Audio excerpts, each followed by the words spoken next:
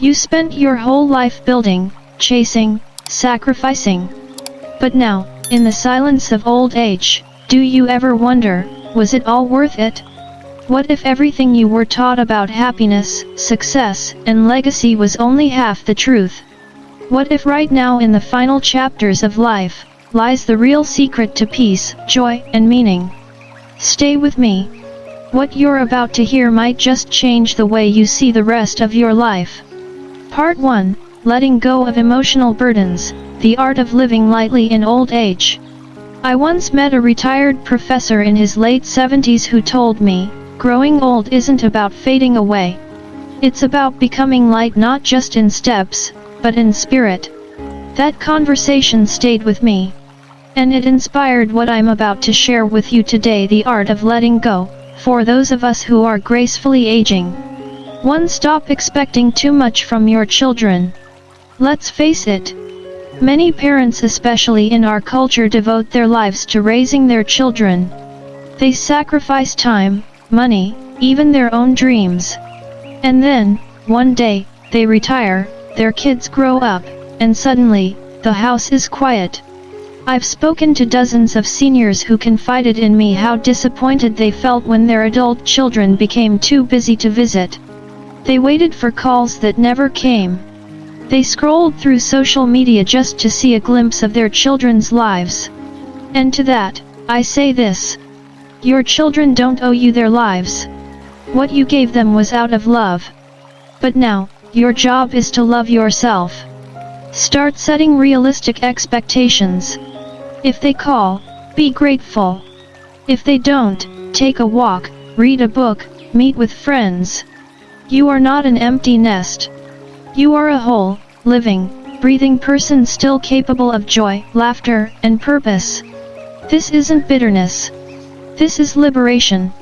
2. Let go of grudges, they poison your peace. One of the hardest things I've learned from interviewing older adults is how deep some wounds run. A harsh word from a sibling, a betrayal decades ago, an unresolved fight with a friend, all carried like invisible luggage for years. Here's the truth.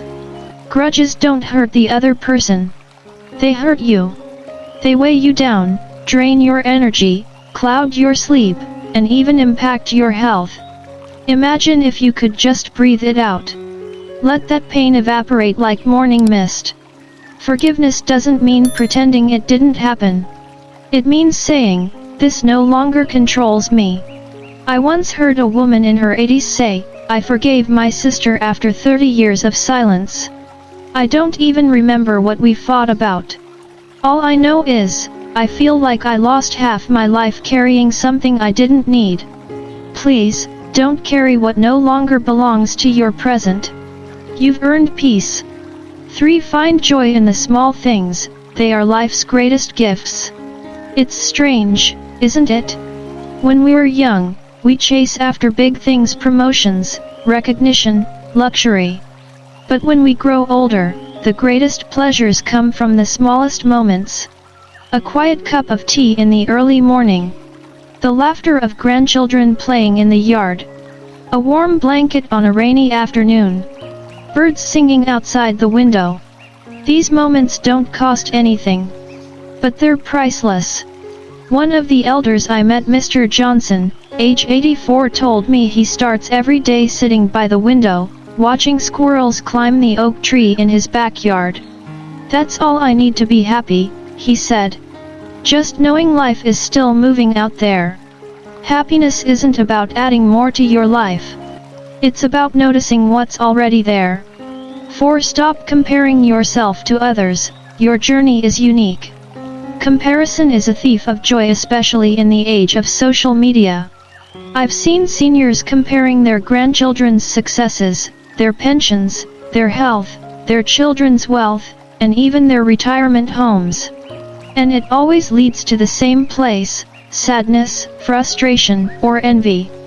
But here's something I've learned from deeply observing those who seem the happiest in their older years: they stopped comparing.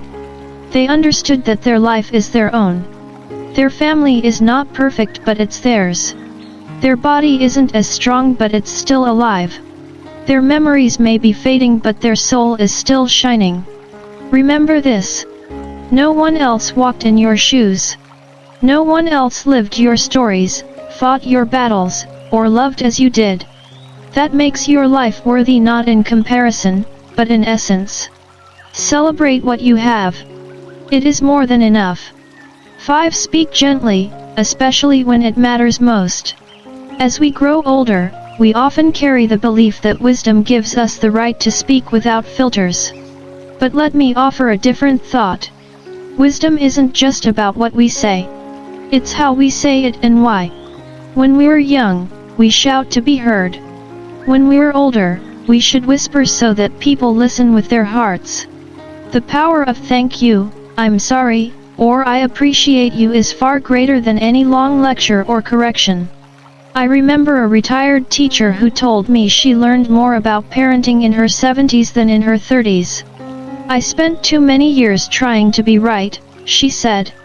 Now I just try to be kind. You don't need to win every argument. You need to win more hearts.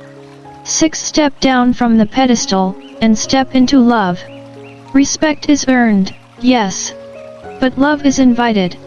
Many elderly parents unknowingly isolate themselves by clinging too tightly to the role of authority. It's okay to admit you don't know something. It's okay to ask your children for advice.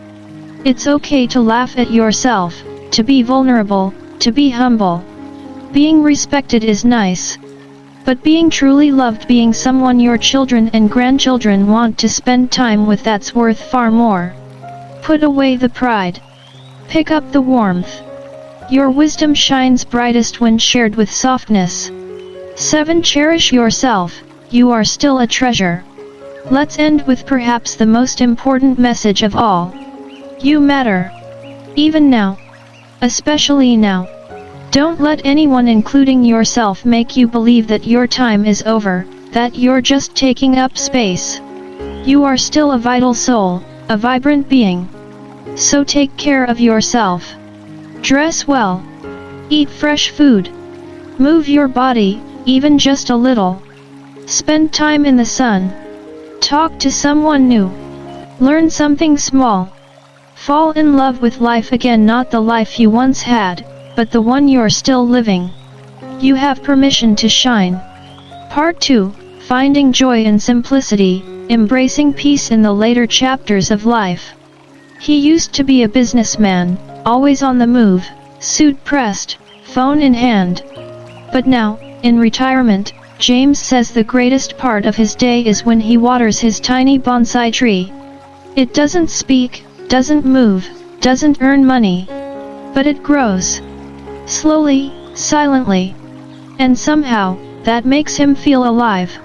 This is the essence of aging gracefully, discovering joy in things you never noticed before. In our younger years, we are taught that achievement equals happiness. But in older age, we begin to see a different truth: presence equals happiness. There's a certain magic in the mundane. Making your own tea. Folding laundry in the afternoon light. Hearing birds at dawn. The world hasn't changed, but we have. And with that, we were finally ready to see it. A widow named Marlene once told me, after my husband passed, the silence was unbearable. But eventually, I learned to dance with it. Now she keeps a journal called Moments I Used to Overlook. In it, she writes things like, sunlight on my window, the scent of old books, or hearing my granddaughter hum to herself. That's what joy looks like now. It's not found in noise or numbers. It lives in the quiet, waiting for you to notice. We don't need to fill every minute with activity. We need to feel every moment more deeply. And aging gives us that chance. It invites us to slow down, not as a punishment, but as a gift. Another truth often emerges in this time: solitude isn't the same as loneliness. In fact, solitude can be sacred. Many elders fear the day when they'll find themselves alone. But being alone doesn't mean being unloved. It means you have space to rediscover yourself. You can sit with your thoughts. Revisit dreams you once buried. or explore new interests that require no one else's permission. One woman I met in her late 60s began painting after her retirement, something she never dared to try before.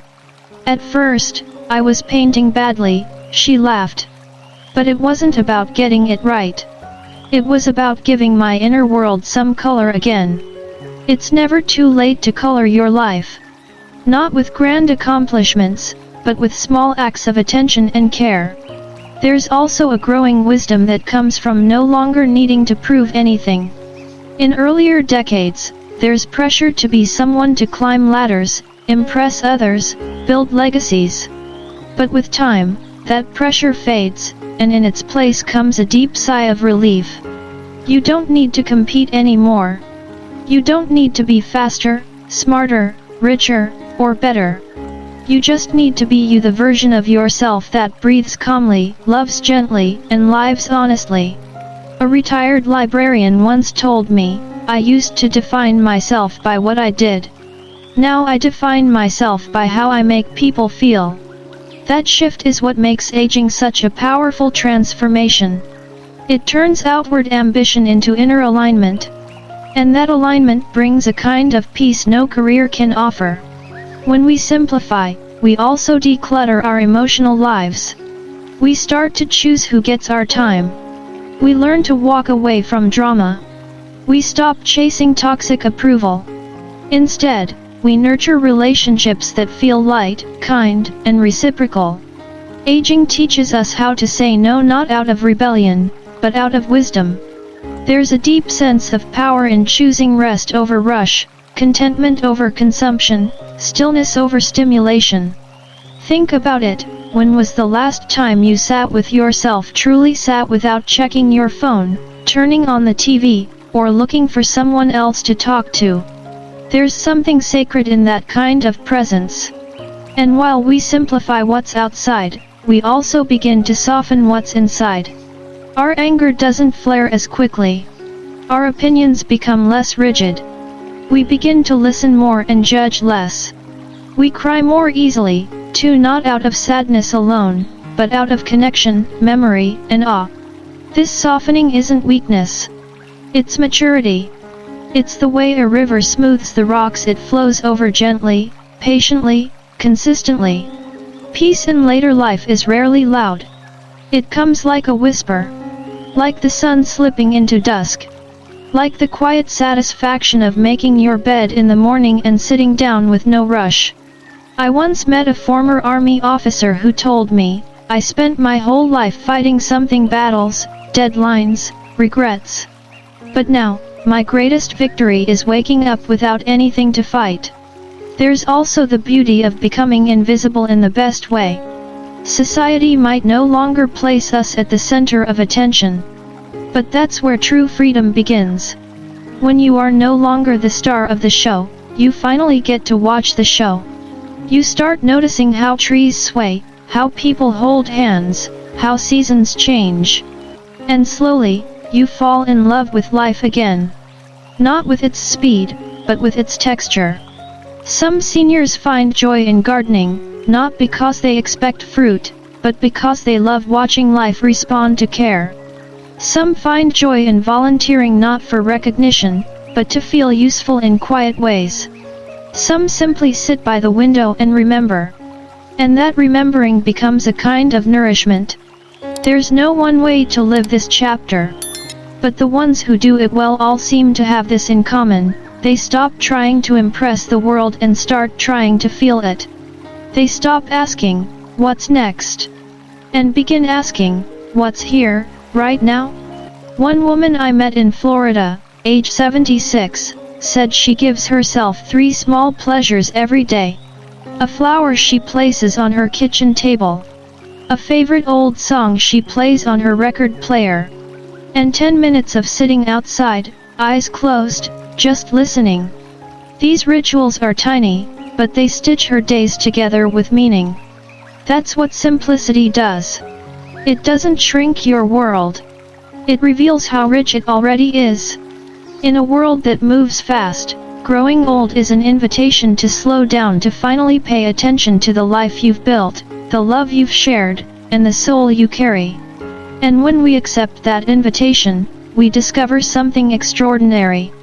Joy was never missing. We were just too busy to notice. Now, at last, we were free to notice it all. Part 3, Healing the Heart, Restoring Connection and Rediscovering Meaning in the final chapters. In the quieter moments of old age, when the rush of life has faded and the calendar isn't filled with obligations, many older adults begin to hear something else, the soft ache of unfinished conversations, the weight of unspoken words, and the echoes of people who were once close but slowly drifted away. This is the time when the heart begins to reflect. Not with regret alone, but with a longing to make peace with others, and with oneself. It's a universal truth that relationships change with time. Friends move, family members grow distant, and sometimes, misunderstandings settle like dust between people who once loved each other deeply. But age brings with it a gift, perspective. When you've lived long enough, you realize that being right doesn't matter as much as being at peace. One retired doctor told me, "I spent years avoiding my brother over a fight we had about money. When I finally called him on his 80th birthday, we talked for 3 hours. Neither of us remembered exactly what we were mad about. We just remembered we were brothers. Pride keeps us apart. But love brings us back if we let it. There's a quiet bravery in reaching out first. In saying, 'I miss you.' Or, 'I'm sorry I let time get in the way.' Not every relationship can be restored. But every sincere gesture heals something, even if it's just your own heart. Forgiveness, too, becomes more essential with time. Not just for others, but for yourself. Many older adults carry guilt like an invisible coat, guilt for mistakes made, words said in anger, or things they didn't do when they had the chance. And yet, the past cannot be rewritten. What can be rewritten is the story you tell yourself about it. You are not just your missteps. You are also the growth that followed, the love you gave, the lessons you passed on. Healing means offering yourself the same compassion you so easily give to others. One grandmother once shared, "I used to cry every time I thought about how little time I spent with my children when they were young. But now, I focus on the time I have now with my grandkids. I decided to stop mourning what I missed, and start making the most of what's left." This shift from regret to responsibility is where healing begins. Another profound transformation in later life is the rediscovery of purpose. Retirement often feels like an ending. But it can also be the beginning of a quieter, deeper purpose, to nurture, to teach, to simply be there for others. Some older adults become the emotional anchors of their families, not because they're giving advice, but because their presence feels safe. Some find joy in mentoring the younger generation. Others pour their energy into gardens, community projects, writing, or simply listening, truly listening to people who need to be heard. Purpose doesn't have to be grand. It just has to be real. A man in his 70s told me, "My purpose now is to make my wife laugh at least once a day. That's enough for me." And it was. There's also a profound sense of meaning in accepting the natural rhythm of life. Not resisting change. Not fearing decline. But embracing every wrinkle, every silver hair, every softening muscle as evidence of a life fully lived. When you look at an old tree, you don't call it weak. You call it wise. You admire the roots, the scars, the shade it provides. Why not see ourselves the same way? Too many people spend their later years fighting age, hiding it, apologizing for it. But aging is not a disease. It's a privilege. Each year you live is a chapter filled with stories. And those stories are gifts not just to you, but to the people around you. Tell them. Share your laughter, your pain, your turning points. Share the things you wish you'd known, and the things you are still figuring out. Your voice matters. Even now. Especially now. There's also power in silence, in moments of stillness where you don't need to explain anything, impress anyone, or perform. You simply exist. And that's enough. Some of the wisest people I've met speak the least. But when they do, every word is a seed. This is the quiet dignity of old age. You no longer chase applause. You've already lived your story. Now, you get to walk through it slowly, page by page, savoring every line. And if some chapters were painful, that's okay. Pain is part of every full life. It deepens your empathy, sharpens your gratitude, and teaches you what truly matters. One woman told me that after losing her husband, she thought she'd never smile again. But years later, she found herself laughing at a small dog in the park. And in that moment, she realized her heart could still open. Healing isn't always loud. Sometimes it comes as a quiet realization: I am still here. I can still feel. I can still love. As you grow older, you may lose things. Health, roles, people you love. But you also gain something invaluable: clarity. Clarity about what matters, who matters, and how precious this day is. You begin to see that life was never about the big events, but about the moments in between, the meals shared, the hands held, the walks taken, the ordinary days that became extraordinary simply because you were present. In the final chapters of life, meaning isn't something you chase. It's something you uncover layer by layer, in memories, in kindness, in love that lingers long after you speak it. You don't need to fix the whole world. Just touch one person with your presence. Be the calm in someone else's storm. Smile when someone least expects it. Say thank you more often. Hold the door, hold a hand, hold your own heart gently. This is your time to soften, to deepen, to bless others, not with strength, but with sincerity. You've done enough. You've earned your rest. But you've also earned the right to live these years with joy, connection, and quiet power. And remember this: the world may not always see you, but your light still shines. It always has. You are the living proof of a life that mattered. And that is beautiful beyond words.